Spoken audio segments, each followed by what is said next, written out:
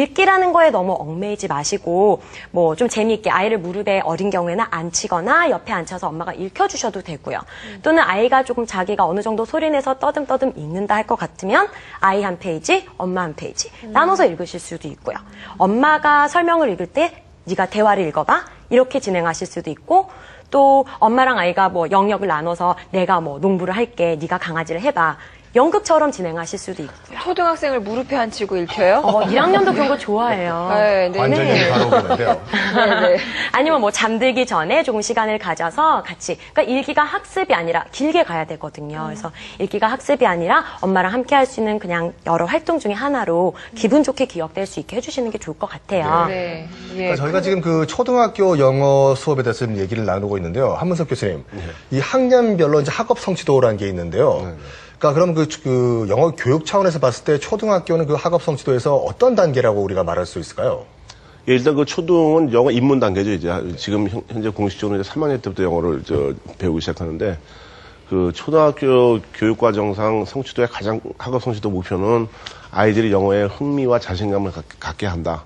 뭐 그거거든요. 이제 그래서 그다음 뭐 중학교나 올라갔을 때 더 계속 할 수 있는 밑거름이 되는 거기 때문에 제일 중요한 건 흥미를 유지해 주는 건데 지금 말씀하신 방법 같이 학생들이 재미있게 만들어주는 거 하면서 자연스럽게 영어에 접해서 영어가 별거 아니라 할만하네.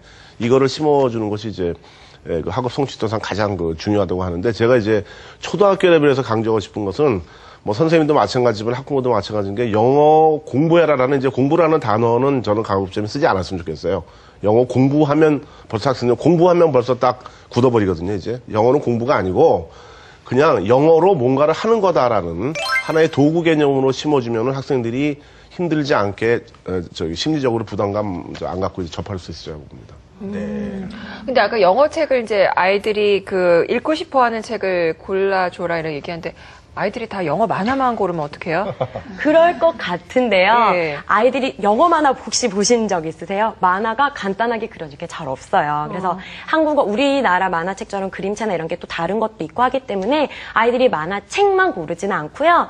또 아이들도 의외로 다양한 관심사들을 가지고 있기 때문에 아이의 관심사에 최대한 맞춰서 도서를 골라주신다면은 아이들이 또 흥미있게 영어라도 조금 덜 스트레스 받고 접할 수가 있겠죠.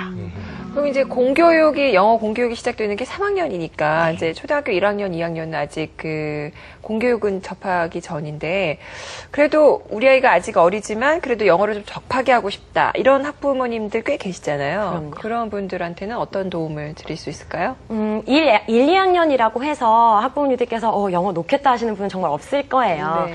근데 1, 2학년에 뭐 큰 차이는 없지만 제가 이렇게 조금 낮은 연령에 있어서는 4가지 영역 뭐 듣기, 말하기, 쓰기, 읽기 다 중요하지만 어릴 때일수록 듣기 비중을 조금 높이라고 저는 많이 권해드려요. 저희가 흔히 왜 어릴 때 듣는 귀가 유연하다고 얘기하잖아요. 그런 부분도 있고 어떤 문자로서의 노출이 있기 전에 의미적으로 또 소리적으로 노출을 되면요. 그게 영어라는 언어 자체의 감을 아주 많이 이렇게 향상시켜 줍니다. 그래서 듣기에 좀 비중을 높이라고 말씀을 드리고 싶어요. 근데 저희가 이제 1학년, 뭐 유치도 그렇지만 1학년이라고 했을 때 정말 막 듣고 뭐를 쓴다거나 답을 고른다거나 이런 건 할 수가 없어요. 그래서 이 1, 2학년에서는 활용하실 수 있는 것이 뭐 노래라든지 미디어 자료, 아이가 좋아하는 책이 있다면 뭐 CD 이런 오디오 자료가 딸린 뭐 책 같은 거 이런 거 활용하실 수 있으세요.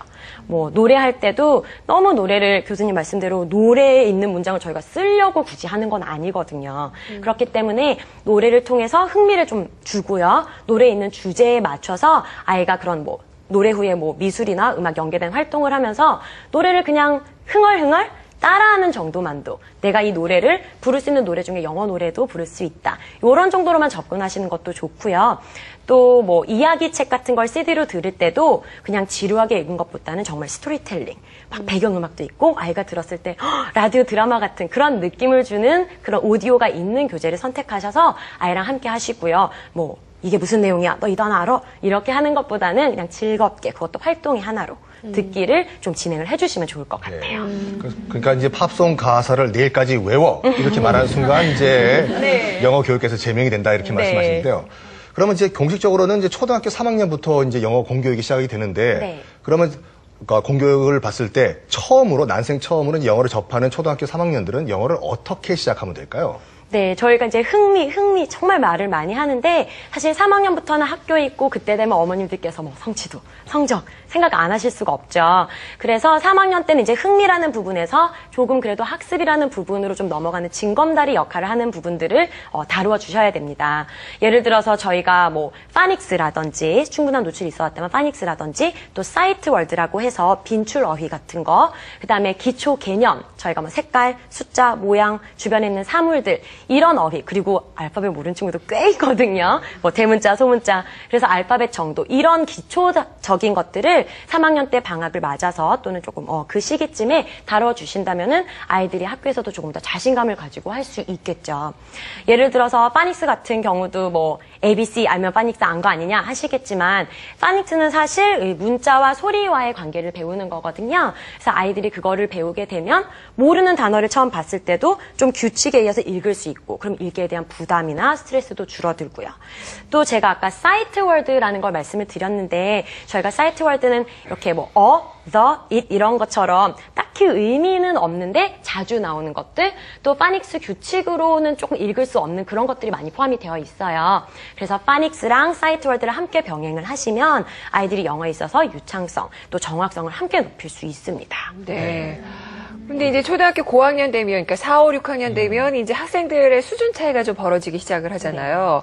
뭐 유창하게 하는 학생들은 뭐 중학생 이상으로 하기도 하고, 또 반대로 완전 초보인 학생들도 있고, 그렇게 되면 이제 또 학생들의 경쟁도 생기고 하기 때문에, 어떤 식으로 영어 학습법이 이 학생들한테 도움이 될지 그것도 또 궁금하거든요. 네. 지금 말씀하셨듯이 이제 4, 5학년 되면은 친구들이 부족한 부분이 무엇인가, 또 소위 잘한다는 친구, 못한다는 친구가 확 차이가 많이 벌어져요. 그러면은 어머니들께서 마음이 조급하셔서 집에서 뭐 홈스쿨링이나 뭐 잘 하시다가도 막 마음이 이제 급하셔가지고 이것저것 시도하시다가 친구들도 지치고 효과는 없을 경우가 많습니다. 제가 늘 당부드리는 거는요. 정확한 목표를 세우시면 저희가 어느 나이에 이 정도의 영어를 하겠다고 세우시면 그 길을 이렇게 비탈로 올라가느냐 즐겁게 돌아가느냐의 차이밖에 없거든요. 그래서 4학년쯤에 우리 아이가 좀 늦은 것 같다고 하더라도 아이가 흥미를 잃지 않고 꾸준히 할 수 있는 그 어떤 분위기를 잘 형성해 주신다면 주춤 아이들이 좀 주춤거려도 결국 계단식으로 해서 발전을 저는 한다고 믿어요. 네.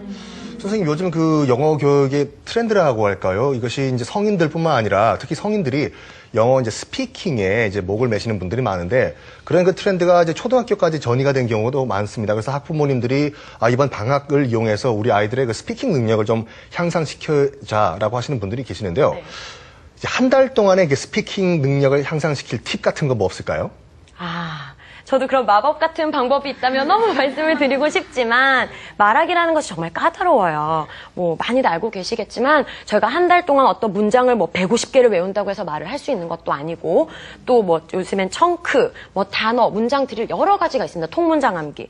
그런데 이런 것들의 단점이 뭐냐면 저희가 이런 거를 알아도 실제 대화가 왔다 갔다 할 수 없으면은 대화가 아닌 거죠. 혼잣말인 거거든요. 그래서 말하기 같은 경우는 어떤 좋은 방법도 방법이지만 가장 중요한 게 환경을 조성해 주시는 겁니다. 엄마 아빠는 한마디도 영어를 안 하시면서 아이만 영어를 하길 바란다. 그건 너무 말이 안 되는 거죠. 그래서 가정에서 조금 힘드시더라도 아는 단어로도 영어로도 조금 해보시고 또는 아이가 바깥에서 영어를 할 수 있는 환경을 좀 찾아주시는 것도 좋아요. 뭐 자원봉사를 영어로 좀 할 수 있는 그런 데를 간다던가 아니면은 뭐 엄마 아빠가 캠프나 여행을 계획하실 때도 영어를 실제로 좀 쓸 수 있는 곳을 찾아주신다던가 그래서 어떤 좋은 방법 계획이 있더라도 영어는 환경, 쓸 수 있는 말하기 환경이 조성되지 않으면 말하기 영역은 그냥 욕심내서 한 달 만에 마스터하기는 조금 힘든 스킬인 것 같아요. 네.